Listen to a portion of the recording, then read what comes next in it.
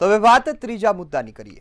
સુરત શહેરના પાંડેસરા વિસ્તારમાં ભેળસેળવાળા પનીરના કૌભાંડનું મોટું ભાંડાફોડ થયો છે।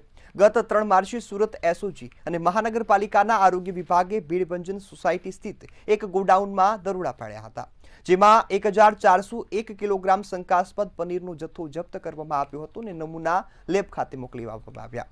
આ સાથે જ પામોલીન તેલના 16 ડબ્બા, આશરે 25 લાખ રૂપિયાની હાઈટેક મશીનરી પણ જપ્ત કરી હતી। આમ કુલ મળી 28.44 લાખ રૂપિયાનો મુદ્દામાલ કબજે કરવામાં આવ્યો હતો। આ મામલે આરોપી મહેશ શર્માની પણ ધરપકડ કરવામાં આવી હતી, જે છેલ્લા 2 વર્ષથી પામોલીન તેલ અને એસિડ પદાર્થોમાંથી મિશ્રણ અને ખાસ રોજનું 400 કિલો જેટલું નકલી પનીર બનાવતો હતો।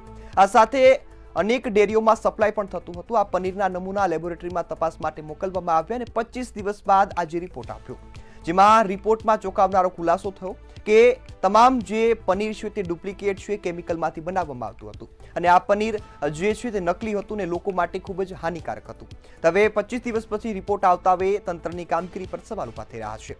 તો આપણી સાથે સમાજ સેવક ધર્મેશભાઈ ગામી જોડાઈ ચૂક્યા છે।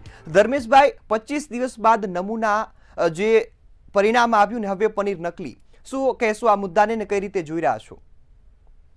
પહેલું તો રાજ્ય સરકારે જે રીતના સેમ્પલના નમૂના ટેસ્ટ કરવાની જે પદ્ધતિ છે એની અંદર 25 દિવસ લાગતા હોય તો એ સુધારો કરવાની જરૂર છે કે ત્વરિત એનો રિપોર્ટ આવે ને ત્વરિત એને નાશ કરવામાં આવે। 15 મહિના પહેલા જ એક ડેરીમાં પનીર પકડાયું હતું, એ પણ લગભગ ટનબન હતું। 15 દિવસમાં એ ડેરી ખોલી ગઈ હતી અને આજે પાછું નકલી પનીર પકડાયું છે। નકલી ઘી પકડાય છે, નકલી પનીર પકડાય છે, નકલી દૂધ પકડાય છે, નકલી મસાલાઓ પકડાય છે, નકલી જીરું પકડાય છે। એટલે આ ગુજરાતની અંદર અને એમાં ખાસ કરીને સુરતની અંદર મેજોરિટી પ્રમાણમાં મોટા ભાગમાં ડુપ્લિકેટ કે નબળી વસ્તુ કે ગુણવત્તાહીન વસ્તુઓ પકડાય છે। એના જે રીતના પનિશમેન્ટ સરકારમાં હોવું જોઈએ એ ક્યાંક ને ક્યાંક પનિશમેન્ટ નથી। એટલે ફૂડ વિભાગ છે એ પણ ક્યાંક ને ક્યાંક નિંદ્રાધીન છે। એસએમસી નું જે આરોગ્યનું તંત્ર છે એ પણ ક્યાંક ને ક્યાંક નિંદ્રાધીન છે। મીઠાઈઓ પણ નકલી પકડાતી હોય, જ્યારે તહેવારો આવતા હોય છે ત્યારે સફાળે તંત્ર જાગતું હોય છે અને એ રેડો પાડતા હોય છે। મીઠાઈઓ પકડાય, એનો સેમ્પલ આવે ત્યાં સુધી તો સેમ્પલમાં રિપોર્ટ આવે ત્યાં સુધી તો બધું ખવાઈ જાય છે। એટલે આ પ્રક્રિયા માત્ર ને માત્ર દેખાડા પૂરતી હોય છે। આમાં પનિશમેન્ટ એટલે કે સજા જો નોન બેલેબલ સજા હોય, 10 વર્ષ સુધીની સજા હોય તો હું માનું છું કે લોકોની અંદર ડર રહે, પરંતુ એવો કોઈ ડર આ તંત્રનો, આ જે કઈ વેપારીઓ છે, ડુપ્લિકેટ વસ્તુનો ધંધો કરનાર વેપારીઓ છે, એમની અંદર બિલકુલ કોઈ જાતનો ડર નથી અને વારંવાર આ જ રીતની ડુપ્લિકેટ વસ્તુઓ પકડાતી હોય છે, આપણે બધા જોઈએ છીએ। એટલે આ એસઓજી હોય કે ફૂડ એન્ડ ડ્રગ્સ વિભાગ હોય, આ રેડ પાડતા હોય છે। ડુપ્લિકેટ ઘણી બધી દવાઓ પણ સેલ થઈ રહી છે, એના કારણે કિડની ફેલ્યોરના પણ કેસો વધ્યા છે। એટલે કહેવાનો મતલબ કે આરોગ્યનું તંત્ર ક્યાંક ને ક્યાંક હું માનું છું કે એકદમ ગુજરાતમાં નિષ્ફળ છે। એમને કશું જ લેવા દેવા નથી।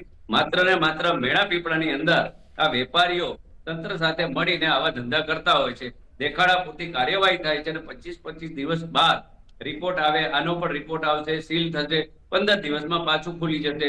એટલે ક્યાંક ને ક્યાંક હું માનું છું કે લેવા દેવાનું વધી જશે, પરંતુ પબ્લિક તો આ જે કઈ ડુપ્લિકેટ કે નબળી વસ્તુ છે એ ખાવા માટે મજબૂર છે અને મજબૂર જ રહેવાની છે। જી બિલકુલ ધર્મેશભાઈ, ખાસ આપ લોકો વચ્ચે જતા હશો, લોકો સાથે વાત કરતા હશો, નકલીનો કારોબાર છે દિવસે ને દિવસે વધી રહ્યો છે, લોકોનું શું મંતવ્ય છે ને હવે એમના માટે શું રસ્તો રહ્યો? લોકો પાસે કોઈ વિકલ્પ જ નથી। આપ જુઓ કે જેટલી જનસંખ્યા છે એની સામે કોઈ પણ વસ્તુ હોય તો એ પ્યોરિટી મળતી નથી। તમે દૂધની અંદર પણ જુઓ કે લાખો લીટર દૂધ જોતું હોય તો દૂધમાં પણ ક્યાંક ને ક્યાંક ભેળસેળ થતી હોય છે અને આ પનીર તો 500 રૂપિયા નીચે ક્યાંય પરવડે નહીં, તેમ છતાં 200, 250, 300 રૂપિયામાં પનીર ગમે ત્યાં કને મળી જશે અને લોકો ખાય છે। હોટલોમાં પણ આવા જ પનીરો વપરાય છે, બટર પણ ડુપ્લિકેટ મળે છે। એટલે લોકો પાસે કોઈ વિકલ્પ નથી, સારી વસ્તુ મળતી નથી અને મોંઘી વસ્તુ પબ્લિક ક્યાંક ને ક્યાંક લેતી નહીં હોય, એના કારણે આ બધા ધંધાઓ ફૂલ્યા ફાલ્યા છે। એટલે આમાં તંત્ર સીધું જવાબદાર છે, આરોગ્યનું તંત્ર અને આ જે ધંધા કરવા વાળા લોકો વચ્ચે મેણા પીપળા છે। મેણા પીપળાના કારણે આ વારંવાર ધંધાઓ છે એ ફૂલ્યા ફાલ્યા રહે છે। અને મેં આપને કીધું એમ કે આની અંદર જે સજાની જોગવાઈઓ હોવી જોઈએ અને તરત રિપોર્ટ આવે અને નાશ કરવાની બાબતો હોવી જોઈએ. આ બે વસ્તુનો સુધારો કરવાની જરૂર છે. પણ 25 દિવસે રિપોર્ટ આવતા હોય તો 25 દિવસની અંદર તો ઘણું બધું બફાઈ જતું હોય છે અને જેના કારણે ક્યાંક ને ક્યાંક છટકબારીના કારણે આવા બધા વેપારીઓ બચી જતા હોય છે. એટલે એમને પોતાને ખબર છે કે આમાં કોઈ એવડી મોટી સજા નથી અને ક્યાંય જોયું છે, મેં તો ગુજરાતમાં ક્યાંય નથી જોયું કે આટલું બધું ડુપ્લિકેટ વસ્તુ વેચાતી હોય, એનો કોઈ કેસ થયો હોય અને કોઈને સજા થઈ હોય એવું મેં નથી સાંભળ્યું. આપે સાંભળ્યું હોય તો મને ખબર નથી, પણ કોઈને સજા જ નથી થતી એટલે કોઈને ડર નથી એટલે આ બધા ધંધા છે એ ફાલવા ફૂલવાના છે. જી બિલકુલ. ધર્મેશભાઈ, ખૂબ સરસ વાત કરીને સાચી વાત કરી. અમારી સાથે જોડાયા બદલ આપનો ખૂબ ખૂબ આભાર. Thank you.